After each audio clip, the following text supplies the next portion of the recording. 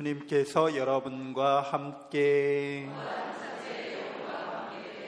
마테오가 전한 거룩한 복음입니다. 그 무렵 세례자 요한이 나타나 유다 광야에서 이렇게 선포하였다. 회개하여라, 하늘나라가 가까이 왔다. 요한은 이사야 예언자가 말한 바로 그 사람이다. 이사야는 이렇게 말하였다. 광야에서 외치는 이의 소리, 너희는 주님의 길을 마련하여라. 그분의 길을 곧게 내어라.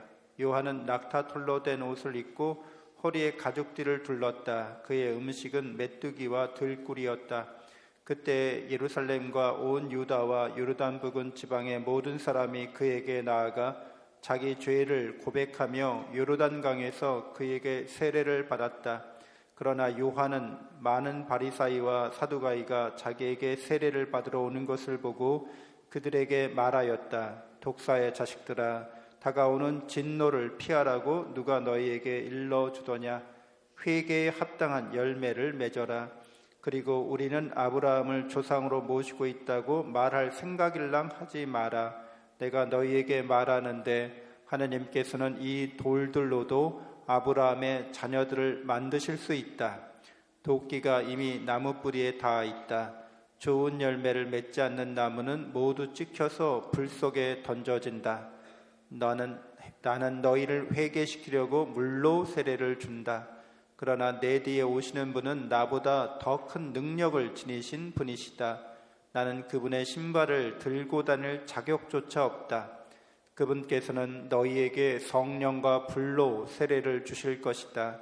또 손에 키를 드시고 당신의 타작마당을 깨끗이 하시어 알곡은 곳간에 모아들이시고 쭉정이는 꺼지지 않는 불에 태워버리실 것이다. 주님의 말씀입니다.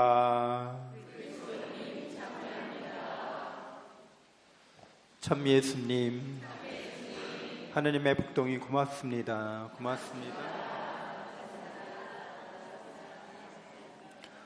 네, 대립 2주일입니다. 또 인권주일이면서 사회교리 주일로 한국교회는 이날을 지내고 있습니다. 오늘 세례자 요한이 회개하라고 말하고 있는데 그 회개한다는 것에 대해서 뉘우치고 후회하고 이렇게 우리가 슬퍼하는 마음인가? 물론 그런 것도 포함되지만 이제 본래 말 뜻은 메타노이아라는 단어인데 메타노이아 한다. 이것은 깨닫는 거죠. 오히려 깨달음을 강조하고 있어요. 뭘 깨닫는 거예요? 우리가 하느님의 사랑과 은혜를 충만히 받고 있다는 것을 깨달으라고 말하고 있는 거죠.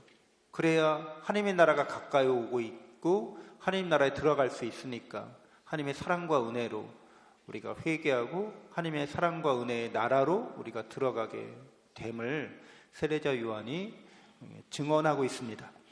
그래서 인권이라고 말하는 것은 바로 회개한 사람은 인권의 개념을 알게 되죠. 그러니까 인권, 여러분들 그 갑질하는 사람들 보게 되잖아요. 서울 자가의 대기업 다니는 김 부장이 그 식당을 예약했잖아요. 중국 식당 취영루처럼 이렇게. 그랬더니 자기가 잘못 딴 데 전화해놓고 그 집 가서 종업원한테 막 화내고 야단치고 그래요. 나중에 자기가 알게 되죠. 아, 내가 실수했구나. 근데 아들이 종업원에게 사과하세요 그랬더니 내가 왜 사과해? 내가 이 집에 벌어준 게 얼만데, 이 집에 내 매상 올려준 게 얼만데, 야, 서비스업 종사람도 다 이렇게 욕먹고 사는 거야. 막 이렇게. 인권 개념이 없는 거예요. 그러니까 하느님의 사랑과 은혜를 나뿐만 아니라 모든 사람이 다 받고 있다는 거죠. 모든 사람이 다 하느님의 모습을 닮은 귀한 존재라는 거예요. 그러니까 그렇게 갑질하고 종업원들한테 막말하고 무시하고 하대하고 이런 것 자체가 인권 개념이 되게 약한 사람이다. 인권 감수성이 약한 사람이고 회개하지 못한 사람이구나. 이런 것들의 반증이 됩니다. 그래서 이제 그리스도인들이 그런 일들을 우린 안 그래. 난 안 그러겠지. 저랑 같이 신학교 다니다가 나간 친구가 있는데 건설 기업에 뭐 부장자리까지 올랐어요. 근데 좀 이름 있는 기업에. 근데 그 아들이 똑같은 말을 자기한테 했다고 나한테 이야기하더라고요. 아버지는 왜 종업원들한테 그렇게 막대해? 왜 이렇게 직장 부하처럼 그렇게 다뤄? 이 사람들 직장인이고 이 사람들도 서비스업에 종사하는데 존중하고 배려해야지, 이런 식의 얘기를 아들이 했더라는 거예요. 그래서 자기도 이제 직장 나와 보니까 그 말이 더 와닿았겠죠.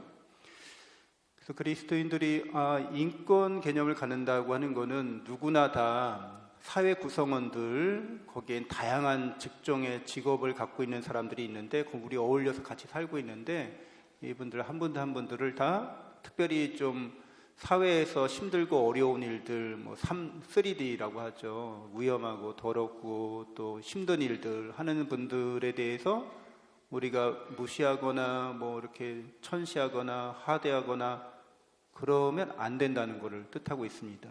그래서 인권에 대한 개념이 있을 때 우리는 이제 보조성의 원리라고 하는 사회교리의 두 번째 원리죠. 그러니까 첫 번째 원리가 인권주의이기도 한데 인격주의 원리, 인권의 원리라고 해요. 두 번째가 보조성의 원리인데, 각 사람마다 다 하느님께서 자기 몫을 주셨다는 거예요. 내 몫이 있어요. 책임과 권한이 있다는 거죠. 사랑과 은총으로 몫을 다 띄워주신 거예요. 너 이런 사랑으로 이런 은총 안에서 너의 몫을 이렇게 받아라 하고 다 주셨기 때문에 그 자기의 몫을 잘 활용해야 된다는 거죠. 이 성경으로 말하면 달란트를 주신 거죠. 다 달란트를 주셨어요. 그러니까 누구도 남의 달란트를 빼앗으면 안 된다는 거예요. 남의 달란트를 침해해서는 안 된다는 거죠. 책임과 권한이 다 몫몫이 나누어져 있기 때문에, 그 백상무가 김 부장한테 얘기하잖아요. 부장식이나 됐으면 부하 직원들, 팀원들 책임과 권한을 분명히 해주고 그들이 책임과 권한을 다할 수 있도록 이렇게 장을 펼쳐주는 사람이야, 이런 얘기를 충고 삼아서 해줘요. 그러니까 그 김 부장은 이제 부하들한테, 팀원들한테 그렇게 하지 못했다는 거죠. 잘 못한다는 거예요. 그러니까 보조성의 원리에 따라서 생활하고 있지 않다는 뜻이 됩니다.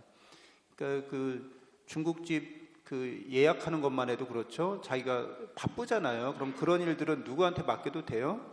그 아들한테, 그 아들놈한테, 그 잘난 척하는 아들놈. 왜 그 아들이 아버지한테 막 따지잖아요. 근데 아들은 사실 집에서 하는 일이 뭐밖에 없어요?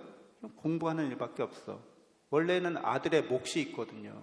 하나님의 사랑과 은총 안에서 그 가정 안에서 아들이 해야 될 몫이 있는 거예요. 근데 역시 그 몫을 침해받거나 그 몫을 안 하고 있는 거죠. 그러면은 그 몫은 아들한테 맡겨도 됐는데 혼자 다 하려고 하다가 이런 이제 할 수 없잖아요. 그렇게 인간이. 그러니까 이런 가정이나 직장이나 어디에서든지 다 자기의 몫이 있고 그 몫을 하나님의 사랑과 은총으로 재량껏 자율적으로 이렇게 하도록 우리가 보조성의 원리에 사회를 바라보는, 우리 공동체를 바라보는 관점을 가져야 하겠습니다.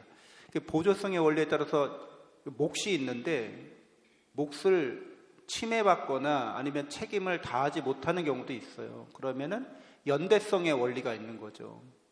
보조성의 원리와 연대성의 원리. 연대성의 원리는 그러면 내가 손잡아 줄게, 그럼 내가 도와줄게, 이런 거예요.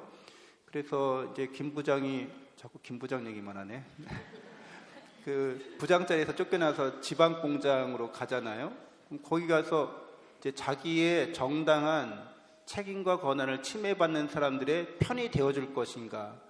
회사에서는 해고 정리, 인원 정리 하려고 인사과에서 나와서 이러저렇게 얘기하는데 나는 어느 편에 설 것인가. 그럴 때 이제 그리스도교 관점은 약한 사람들, 침해받는 사람들, 권리를 침해받는 사람들의 편에 서라는 게 연대주의, 연대성의 원리라고 하는 거죠.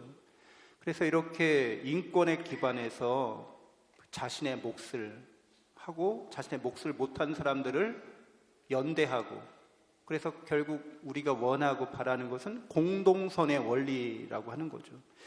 그래서 이 공동선의 원리는 내가 인권 안에서 하나님의 사랑과 은혜를 충만히 받았다는 거예요. 그러니까 나의 인권은 소중하고 남들의 인권도 소중하다는 거죠.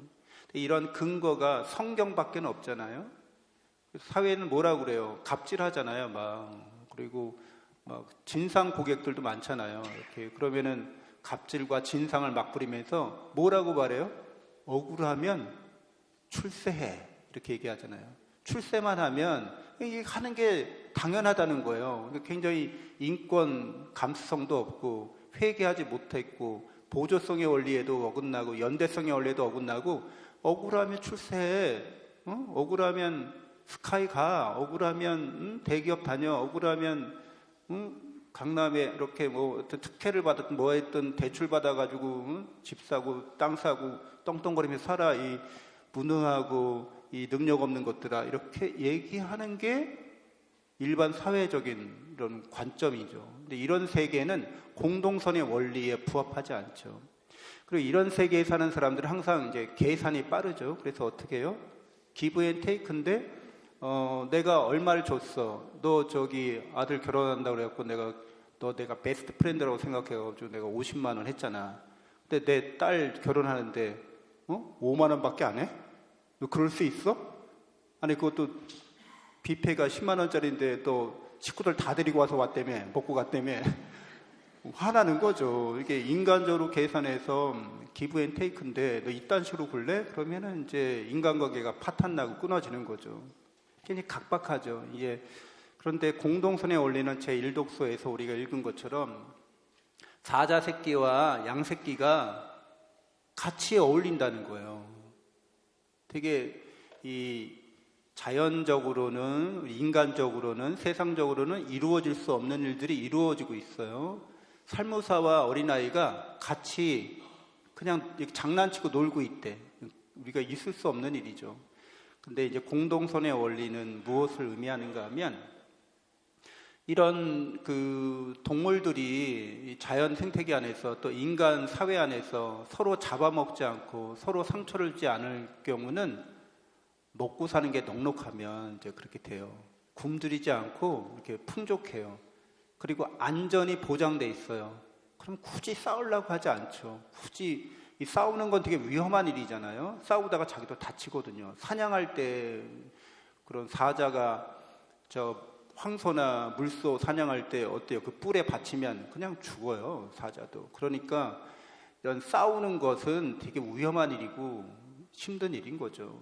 근데 뭐 풍족하면 싸울 일이 없죠. 그리고 또 안전하면 굳이 내가 이렇게 남들에게 공격할 필요도 없는 거죠. 그러니까 세상 안에서의 논리가 아니라 이제 회개한 사람, 인권을 알고 보조성의 원리와 연대성의 원리를 깨달은 사람은 하나님의 사랑과 은혜가 풍요로운 거구나. 내가 먹고 살게 해주시는구나. 영원한 생명, 영원한 삶으로 나를 이끌어 주시는구나. 그래서 내가 이렇게 사랑과 은혜를 많이 받은 것을 베풀고 나누는데 선물로 준다는 거예요. 그러니까 선물로 준다는 거는 이게 채무가 아니라는 거죠. 그리고 이렇게 선물로 내가 줄 때 선물 받는 사람도 이제 인권 개념, 회개하는 사람, 또 보조성과 연대성의 원리를 아는 사람은 내가 너 힘들면 언제든지 나도 그냥 아무 이유나 조건을 달지 않고 베풀고 나눌게. 그래서 선물로 서로 이렇게 나누는 그런 사회를 공동선의 원리가 지향하고 있습니다. 근데 이제 이 공동선의 원리도 기브 앤 테이크처럼 인간적이고 세속적인 마인드에서는 성립하지 않을 뿐더러 이걸 또 적용하게 되면 내가 너를 위해서 이렇게 선물로 줬는데 나중에 이 선물로 받는 사람이 공동선의 원리에 대한 개념이 없어요. 그러면 어때요? 이걸 이제 호의로 알게 되죠. 그래서 우리들도 이렇게 신자들 가운데 어떤 특정한 사람이 이제 뭐 모임이 있으면 그 중에 젊은 사람이 있어요. 기동력이 있어요. 운전할 줄 알아요. 그러면 이제 대부분 어디 모임이나 행사 있고 이러면은 다 이렇게 운전으로 다 해주잖아요.